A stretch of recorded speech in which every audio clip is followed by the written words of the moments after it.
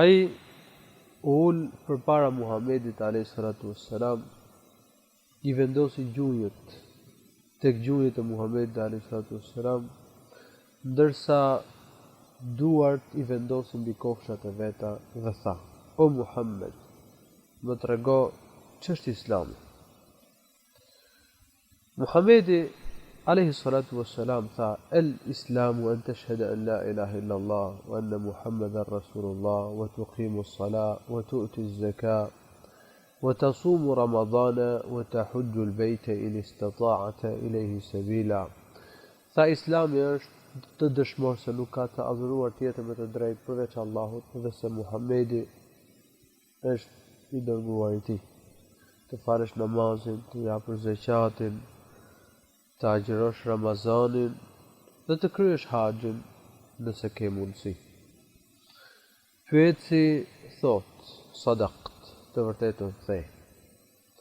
Omer radhiyallahu anhu thot: ne u çuditëm se si ishte e mundur që ta pyeste dhe pastaj të vërtetonte përgjigjen e tij.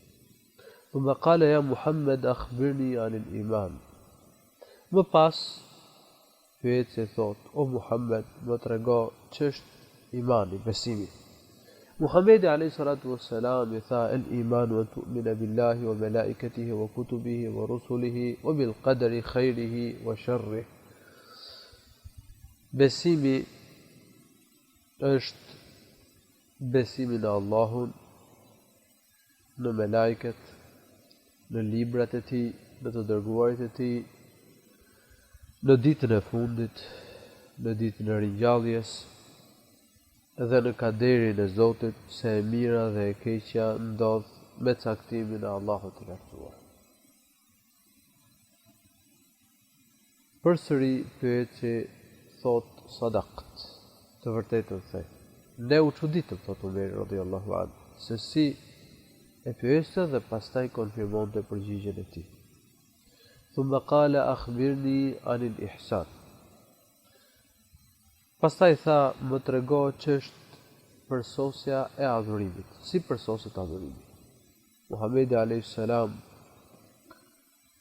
ju përgjigj: el-ihsanu an ta'budu Allaha ka'annaka tarahu fa in lam takun tarahu fa innahu yarak. Adhurimi përsoset duke e adhuruar Allahun e lartësuar sikur e shikon atë. Nëse nuk arrin të adhurosh Allahun me dëshirë dhe shpresë sikur e shikon atë, atëherë të adhurosh Zotin me frikë, duke ndjekur se Allahu i lartësuar të shikon. Tha: sadaqt, tha të vërtetën the. Edhe ne u çuditëm se si e konfirmonte përgjigjen e tij. Pastaj tha: akhbirni anis sa'a. Tha: më trego se kur do të bëhet kiameti. Muhamedi alayhi salatu wassalam tha: mel mes'ulu anha bi'a'lam min as-sa'il. I pyeturi nuk e di më mirë këtë çështje se sa pyetësi. Qala fa akhbirni an emaratiha. Tha: më trego kush janë shenjat e kiametit. Muhamedi alayhi salatu wassalam i tha: an talida al-amatu rabbataha wa an tara al-hufata al-urata al-'alata ru'a an-nas yatatawaluna fil bunyan. Tha: kur robresha të lind zonjën e saj dhe kur të shohësh të zbathurit, të zhveshrit, të varfërit, barit të njerëzve të garojnë në ndërtesat e larta. Kur të vinë kjo kohë, kur të shohësh këto shenja, atëherë prit se kiameti është afër.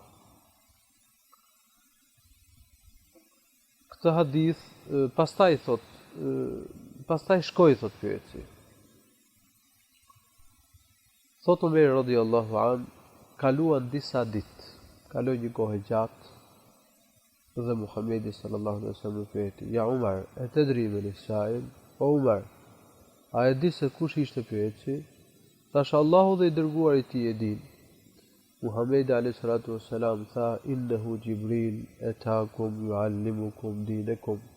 Ai ishte Jibrili dhe erdhi që të mësonte fen tuaj. Këtë hadith e shënon Muslimi në sahihun e tij. Atëherë mësuam se pyeti pejgamberin sallallahu alaihi wasallam ishte Gjibrili alayhi salam. Gjibrili e pyeti Muhammedin sallallahu alaihi wasallam që të mësonin shokët e tij rregullat dhe çështjet kryesore të Islamit. Qëllimi i Gjibrilit alayhi salatu wasalam ishte që këto gjëra t'i mësoj ummeti.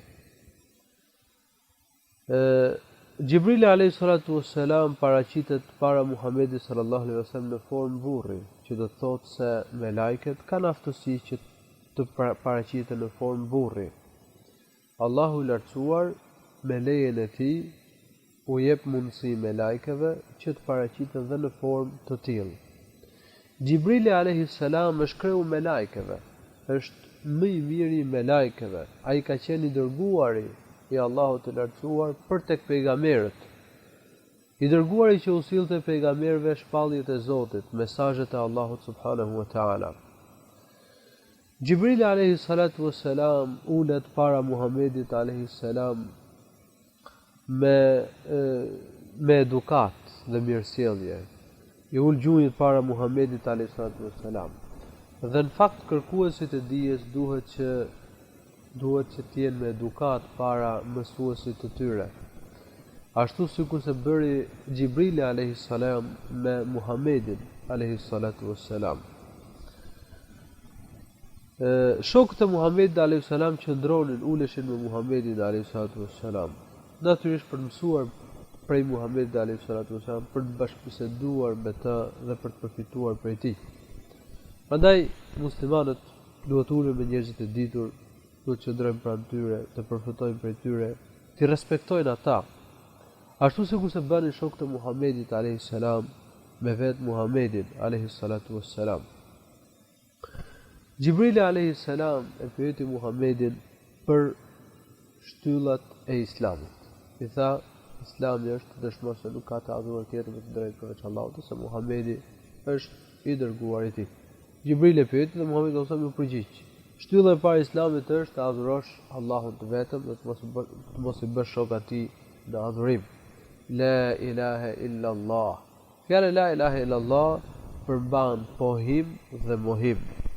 T'ia pohosh adhurimin vetëm Allahut dhe të mohosh adhurimin e atyre që adhurohen në vend të Allahut subhanahu wa taala. Të adhurosh vetëm Zotin dhe të mos adhurosh asgjë tjetër përveç tij. Ky është kuptimi i fjalës la ilaha illallah. Atëherë të gjitha ibadetet duhet ja kushtojmë Allahut. Disa prej ibadeteve për shembull janë lutja, namazi, kurbani. Këto ibadete duhet ja kushtojmë Allahut të lartësuar. Po ka dhe adhurime të zemrës, siç është frika, duhet që të friksohemi Zotit dhe të mos kemi frikë nga tyrbja. Se kush ka frikë nga tyrbja i bën shok Allahut të lartësuar, duhet i mbështetemi Allahut dhe të mos mbështetemi tek tyrbet apo vende që njerëzit i quajnë të mira, se kush mbështetet për arritjen e të mirave apo minjanimin e dëmeve tek tyrbet apo vende që njerëzit i quajnë të mira, i bën shok Allahut të lartësuar dhe rrënon shtyllën kryesore të Islamit që është dëshmia la ilaha illa Allah. Muhammedur Rasulullah, Muhamedi është i dërguari i Allahut. Muhamedi është i dërguari i Zotit. Ai është robi i Allahut, ai është mësuesi ynë. Ne duhet ta marrim atë për shembull, duhet të ndjekim udhën e tij, alayhi salatu wassalam, duhet që të zbatojmë mësimet e tij, të kryejmë gjithçka që na e ka bërë detyrë i dërguari i Zotit Muhamedi alayhi salam, të heqim dorë nga gjërat që na i ka ndaluar Muhamedi alayhi salatu wassalam, për zgjidhjen e konflikteve dhe të mosmarrveshjeve. Duhet që t'i referohemi ligjeve që solli i dërguari i Zotit Muhamedi alayhi salam, që përmenden në Kur'an apo në Sunetin, traditën e të dërguarit ton Muhamedit alayhi salatu wassalam, se ky është kuptimi i dëshmisë se Muhamedi është i dërguari i Zotit. Muhamedi alayhi salam ka qenë njeri sikur se gjithë njerëzit e tjerë, nuk ka atribute hyjnore. Ai nuk ka ftuar njerëzit që ta adhurojnë në vend të Zotit. Por ai ka thënë se unë jam i dërguari i Zotit. Unë jam mësuesi juaj. Allahu më zgjodhi që t'u tregoj fjalët e tij. Kështu që ne e besojmë Muhamedit alayhi salam si njeriu më të mirë, si të zgjedhurin e Zotit, të dashurin e Allahut, i cili është shembull për ne dhe i cili na ka mësuar neve të mirat. Ne ecim në udhën e tij. Kjo është ajo që besojmë ne në lidhje me të dërguarin e Allahut Muhammedin alayhis salam. Atëherë dëshmia kryesore e Islamit është la ilaha illallah, ose shtylla kryesore e Islamit është la ilaha illallah Muhammedur Rasulullah. Shtylla e dytë është namazi. Namazi është lidhje mes njeriu dhe mes Zotit. Namazi është detyrë 5 herë në ditë. Allahu i lartësuar ja bëri detyrë ummetit falën namazit kur Muhamedi alayhi salatu wasalam ishte mbi qiellin e 7 në lartësi, duke bashkëbiseduar me Allahun e lartësuar. Kështu Allahu i lartësuar ja bëri detyrë Muhamedit alayhi salatu wasalam dhe ummetit Muhamedit alayhi salam faljen e 5 namazeve, ja bëri direkt detyrë Muhamedit alayhi salatu wasalam në bashkëbisedim me Muhamedit alayhi salatu wasalam pa ndërmjetës. Detyrat tjera i janë shpallur Muhamedit alayhi salatu wasalam nëpërmjet Xhibrilit, ndërsa namazin Allahu i lartësuar ja bëri detyrë Muhamedit alayhi salatu wasalam direkt pa ndërmjetës. Prandaj thotë: "Wa iqamus salat", dhe falja e namazit. Namazi është puna e parë për cilën do të merret në llogari njeriu në ditën e gjykimit. Nëse ka qenë në rregull me namazin, atëherë dhe punët e tjera do t'i quhen në rregull. E nëse nuk ka qenë në rregull me namazin, atëherë dhe punët e tjera nuk do t'i quhen në rregull. Ajo që dallon muslimanin nga të tjerët është falja e 5 kohëve të namazit. Kush i fal namazet rregullisht ka premtim nga Allahu që të bëhet prej banorëve të xhennetit. Ndërsa kush nuk i fal namazet rregullisht nuk e ka këtë premtim nga Allahu i lartësuar, sikur se ka treguar Muhamedi alayhi salatu wasalam në një hadith të vërtetë. Namazi është qetësi për shpirtin e besimtarit, është kënaqësi për zemrën dhe për syrin e tij. Në namaz besimtari gjen qetësi, gjen rahatin, shlodhet nga streset, hallet dhe problemet e ndryshme të dynjas, sepse lidhet me Allahun e lartësuar. Namazi përsos dhe moralin e muslimanit, e ndalon nga të këqijat, e ndalon nga veset e ulta dhe punët e turpshme. Inna salata tanha 'anil fahsha'i wal munkar. Namazi ndalon nga punët e këqija dhe punët e turpshme. Namazi është shtylla kryesore e Islamit pas shahadetit. Është shtylla mbi të cilën ngrihet Islami. Në namaz ne adhurojmë Allahun e lartësuar me zemër, me gojë dhe me gjymtyr. Shtylla e tretë e Islamit është dhënia e zeqatit pasurisë. Zeqati është një përqindje që merret nga disa lloje të caktuara pasurisë, siç është ari, argjenti, monedhat.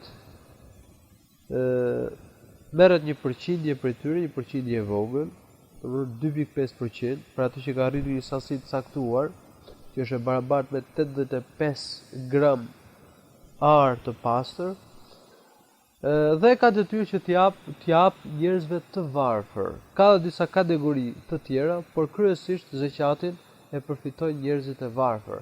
Atëherë zeqati është shënon një detyrë financiare. Muslimani që disponon një sasi të caktuar prej disa llojesh të caktuara pasurie, duhet që një përqindje të tyre të tua jap të varfërve. Kjo është detyra e zeqatit. Dhënia e zeqatit është një prej shtyllave të Islamit. Allahu i lartësuar në shumë vende në Kur'an zeqatin e ka përmendur krahas namazit, për shkak të rëndësisë së madhe që ka zeqati. Zeqati renditet menjëherë atëherë pas namazit. Shtylla e katërt është agjërimi i muajit Ramazanit. Muaji i Ramazanit është një muaj hënor. Është 29 ose 30 ditë. Muslimani e ka detyrë që të agjërojë muajin e Ramazanit. Agjërimi i Ramazanit është një prej shtyllave të Islamit. Allahu i lartësuar na e ka bërë detyrë dhe në Kur'an agjërimin e tij, "Femen shahida minkum ash-shahra falyasumhu." Kush merr vesh për jush që ka hyrë hëna e Ramazanit, atëherë le ta agjëroj Ramazanin. Allahu i lartësuar ka premtuar falje gjunahesh për atë që agjeron muajin e Ramazanit. Kush agjeron muajin e Ramazanit do të quhet për njerëz të sinqert dhe të çiltër. Shpërblimi që arrin njeriu me agjerimin e muajit të Ramazanit është shumë i madh. Shtylla e pestë e Islamit është haxhi në Mekë për atë që ka mundësi. Nëse njeriu ka mundësi financiare dhe fizike që të bëjë haxh në Mekë, të bëjë vizitën e vendeve të shenjta në Mekë, e ka detyrë që ta bëjë atë. Kjo është shtylla e pestë e Islamit. Kush e kryen haxhin, pa bërë gjunahe, pa e fliqur gojën, ai do të kthehet si dita kur e ka lindur nëna. Haxhi i pranuar tek Allahu i lartësuar, thot Muhamedi alayhis salam në një hadith tjetër, nuk ka shpërblim tjetër veçse xheneti. Këto janë pesë shtyllat e Islamit.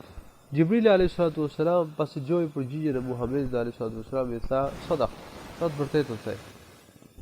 Thot Umeri radhiyallahu anhu, ne u çuditëm se si e pyesë dhe pastaj konfirmonte përgjigjen e tij, se zakonisht pyetësi nuk di, edhe pyet për të mësuar. Atëherë si është e mundur që konfirmoi përgjigjen e tij, por më vonë kjo çudi u shua, sepse ky ishte Gjibrili alayhis salam dhe në fakt kishte ardhur që të mësonte ummetin, por po e mësonte atë në formë pyetje. Kishte ardhur të mësonte ummetit çështjet kryesore të Islamit. Pastaj pyeti për besimin, ç'është imani. Dhe Muhamedi alayhis salam i thot imani është besimi në Allahun, besimi në melajket të dërguarit, librat të dërguarit, ditën e fundit dhe caktimin e Allahut se e mira dhe e keqja ndodh me caktimin e Allahut të lartësuar. Besimi në Allahun e lartësuar është baza e besimit, është shtylla kryesore e besimit. Besimi në Allahun e lartësuar përfshin disa pika. Së pari, besimi në ekzistencën e Zotit, e dyta, besimi në atributet e Allahut dhe veprat e Tij, që ai është unik në atributet dhe veprat e Tij, nuk ka të ngjashëm, nuk ka shok. Ai është krijuesi i vetëm, ai është sunduesi i vetëm. Vetëm Allahu jep jetën dhe vetëm ai e merr jetën, vetëm Allahu siguron mjetet e jetesës, vetëm Allahu i dhuron mirësitë, vetëm Allahu i lartësuar është ai që rregullon punët e gjithësisë, subhanahu wa taala, dhe askush tjetër veç tij. Besimi se vetëm Allahu i lartësuar meriton adhurimin dhe askush tjetër përveç tij, dhe kjo është pika e tretë, dhe pika e katërt është besimi në emrat e bukur të Allahut dhe cilësitë e tij të larta. Allahu i lartësuar ka emra të bukur, siç është Mëshirues, Mëshirbërës, Khaliq, Razik, krijues, furnizues, Muhyi, Mumit, dhënës i jetës, marrës i jetës, Semia, Basir, dëgjues, shikues e tjerë. Allahu ka dhe atribute, cilësi të larta, të gjitha cilësitë që përmenden në Kur'an dhe në hadithet e Muhamedit alayhis salam, ne kemi detyrë që t'i besojmë.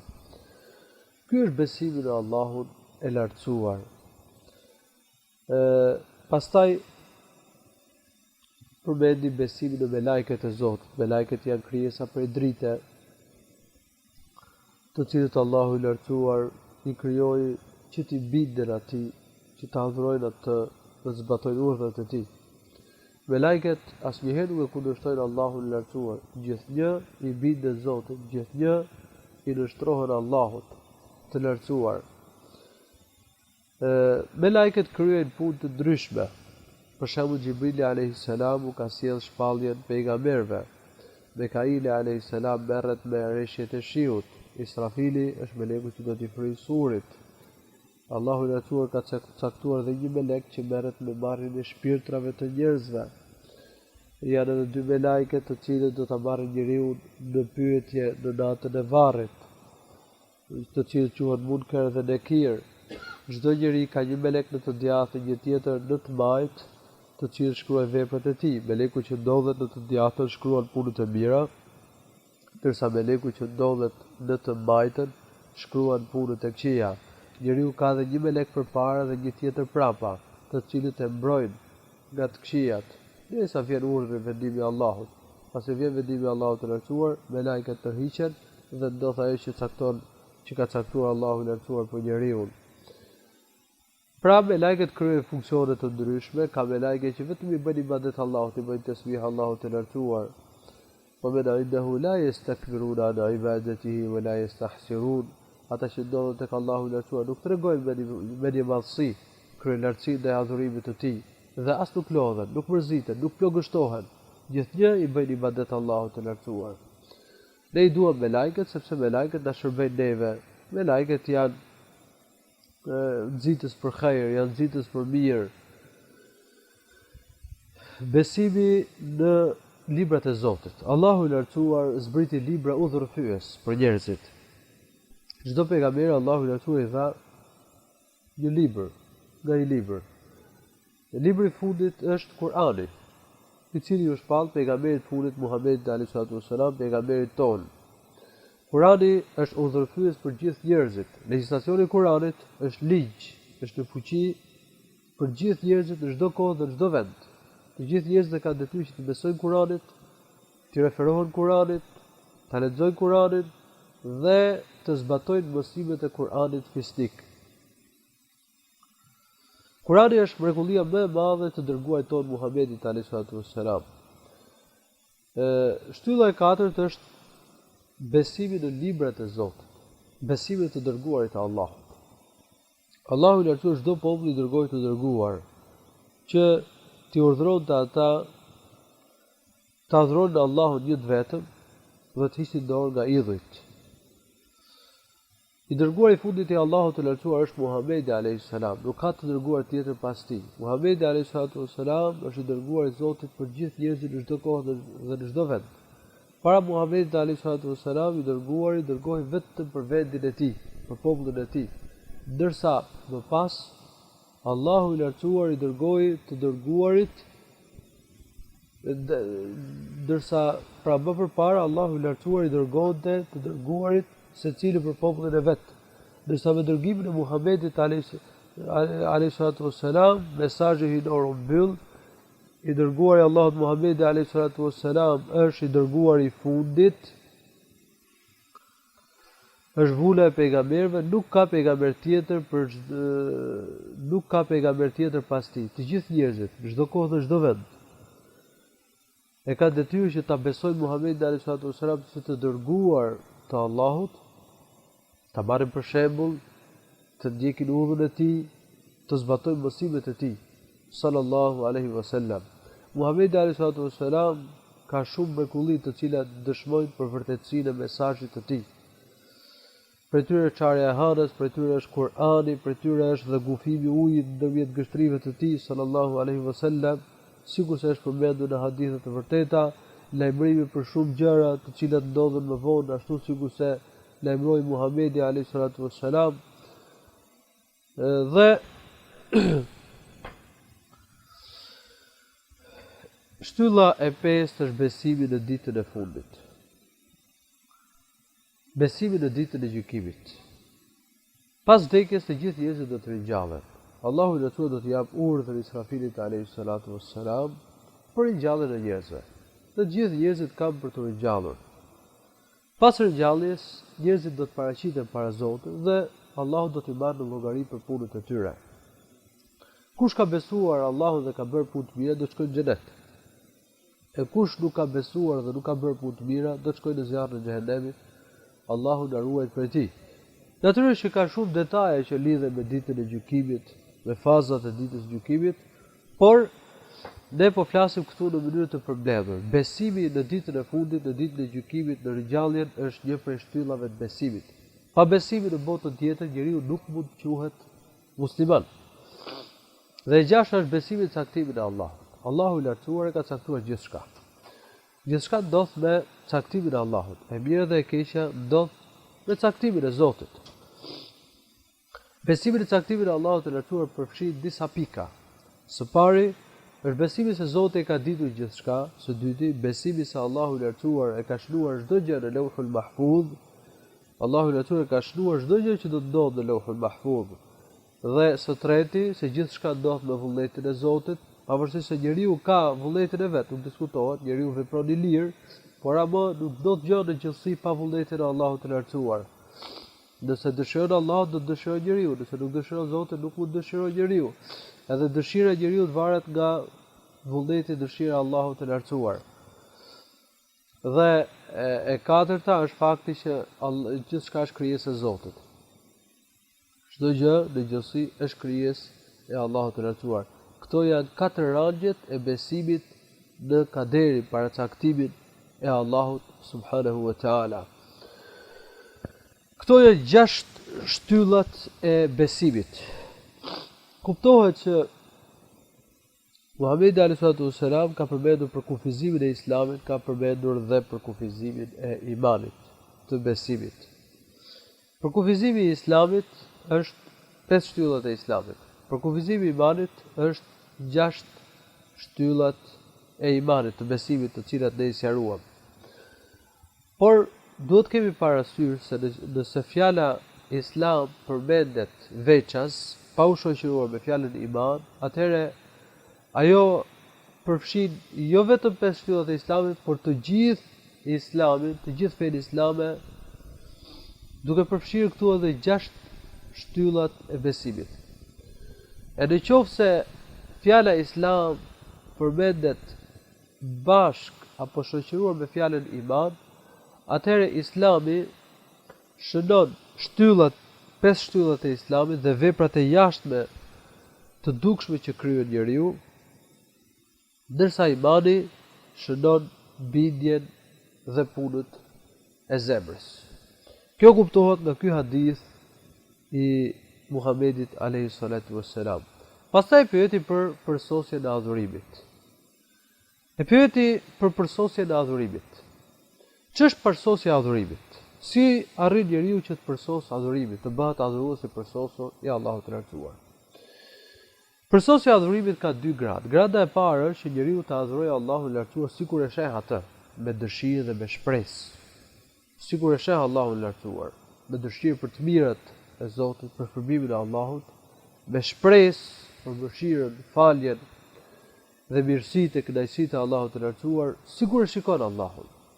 Nëse nuk arrin këtë grad, atëherë të adhurojë Allahun e lartësuar me dijen se Zoti e mbikëqyr, se Allahu e shikon. Në këtë mënyrë njeriu arrin që të përsos adhurimin. Pastaj pyeti për kiametin, se kur do të bëhet kiameti. Muhamedi alayhi salatu wasalam i tha që i pyetur nuk e di më mirë se sa pyeti se kur do të bëhet kiameti. Kohën se kur do të bëhet kiameti e di vetëm Allahu. Kiameti është afër. Mjaft shenjat e kiametit kanë dalë dhe do të flas pak më pas për shenjat e kiametit inshallah taala. Por asnjë njeri nuk e di se kur do të bëhet kiameti. Atë e di vetëm Allahu i lartësuar. Koha se kur do të bëhet kiameti është diçka që Allahu i lartësuar e ka rezervuar, e ka ruajtur në dijen e tij dhe nuk ja ka treguar askujt. Edhe vetë Muhamedi alayhi salatu wasallam nuk e dinte se kur do të bëhet kiameti. Pastaj tha më trego shenjat e kiametit. Muhamedi alayhi salatu wasallam i tregoi 2 shenjat e kiametit, të cilat paralajmërojnë se kiameti është fare pranë, është shumë afër. I tha e talid al-amatu rabbataha, kur të lind robresha zonjën e saj. Kur të lind robresha zonjën e saj. Si ta kuptojmë këtë fragment, këtë shenjë të kiametit? Ka thënë dietarët, kur vjen koha që robresha të lind një femër dhe së shpejti kjo femër të bëhet e pasur, dhe të bëhet pronare robreshash, sikurse ama e saj e cila ishte robresh, kjo tregon afrimin e kiametit. Faktikisht kjo ka ndodhur në kohën kur kishte sklavër, kur ekzistonte regjimi i skllavërisë. Kur kishte sklavër, shumë femra kanë lindur prej sklaveve dhe për një kohë të shkurtër kanë fituar lirinë ose kanë qenë të lira për shkak se kanë lindur nga bashkëtesa e një të liri me një skllave. Dhe pastaj janë bërë me fëmijë femra të ngjashme me nënat e tyre të cilët kanë qenë robresha. Ky është një shpjegim që ka përmendur dietarët. Shpjegimi tjetër ka thënë dietarët është se kjo tregon për shtimin e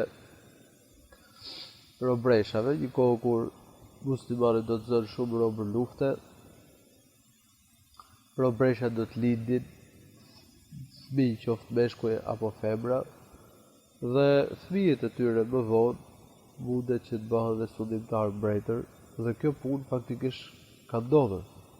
Ka ndodhur që disa fëmijë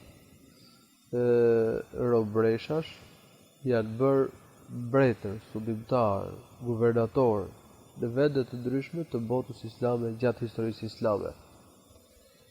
Sheja e dytë që përmend Muhamedi alayhi wasallam në këtë hadith thotë: kur të shohësh të varfërit, kur të shohësh të zbaturit, të zhveshurit, të varfërit, baritë e njerëzve të garojnë në ndërtesat e larta. Kjo shej flet për kohën tonë. Kohën tonë njerëzit e varfër shumë shpejt u bën të pasur dhe filluan me garuar me njëri tjetrin në ndërtesat e larta. Sot është koha e ndërtesave të larta dhe e garimit në ndërtesat shumë kaçe. Çka paralajmëron se kiameti është shumë afër. Kjo gjithashtu tregon se gjendja e njerëzve do të ndryshojë shumë shpejt, sikur se ndryshoi në kohën tonë. Disa njerëz të cilët ishin në periferi të shoqërisë, në zona të largta, të thyera, prej kohë shumë të shpejt fituan pasuri dhe filluan të garojnë me të tjerët në ndërtesat e larta. Dhe faktikisht kjo shej flet për kohën tonë, çka dëshmon se kiameti është shumë afër. Shejat e kiametit ndahen në 3 lloje, sheja të cilat kanë ndodhur dhe nuk ndodhin më, siç është lirimi i Beitul Maqdisit për shembull, ose sëmundja e murtajës, e cila quhet taunu ai muas, për cilës vdiqën shumë njerëz prej tyre disa nga shokët e Muhamedit alayhi wasallam. Është një vulkan që shpërtheu në afërsitë e Medinës dhe për cilin u ndriçuan zonat përreth deri në Busra. Një shejkë për cilën ka folur Muhamedi alayhi wasallam në Hadithet saktë që Buhariu dhe Muslimi dy sahihat e tyre, dhe mjaft sheja të tjera, 2 sheje përmenda tani, to ka ndodhur, ka edhe sheja të cilat vazhdojnë të ndodhin, siç është garimi i ndërtesave të larta. Kjo është një prej shejave që vazhdon të ndodh, siç është shtimi i zinas, përhapja e imoralitetit, Allahu na ruaj, përhapja e gënjeshtrës, mos respektimi i prindërve, ndërprerja e lidhjeve farefisnore, e tjerë. Ka edhe sheja të cilat nuk kanë ndodhur dhe pritet që të ndodhin. Ato do të ndodhin fare pranë kiametit, siç është dalja e Dejxhalit, zbritja e Isa ibn Maryam alayhi salatu wassalam, shfaqja e Xhujve dhe Ma'xhujve, shfaqja e Ma'xhujve dhe Ma'xhujve, lidhja e diellit nga perëndimi i tij, dalja e kafshës, shfaqja e tymit dhe 3 rrëshqitje të tokës, një në gatisun arabik, një në lindje dhe një në perëndim, dhe sheja e fundit, e cila i paraprin katastrofës kiametit, është shfaqja e një zjarri nga Jemeni, i cili do t'i mbledh njerëz në vend tubimin e tyre në Sham. Pastaj shkon Xhibrili alayhi salatu wassalam dhe pas një kohe të gjatë, përmendet në një variant 3 net, Muhamedi alayhi salatu wassalam i thot Xhibrilit alayhi salatu wassalam: "A di kush është pyetësi?" Tha, ai ishte, tha, Allahu dhe i dërguari i tij e di. Muhamedi alayhi salatu wassalam i tha, ai ishte Xhibrili dhe erdhi që t'u mësonte juve fet duaj. Ky është hadith madhështor, ka përmbledhur çështjet kryesore të Islamit. Prandaj duhet ta kemi parasysh këtë hadith, të mësojmë mirë parimet, rregullat dhe çështjet që përmban ky hadith, që ky hadith të shërbejë si udhërrëfyes për ne. Elusallahu lartuar që të bëjë të dobishme këtë që dëgjuam. Alhamdulillahi rabbil alamin.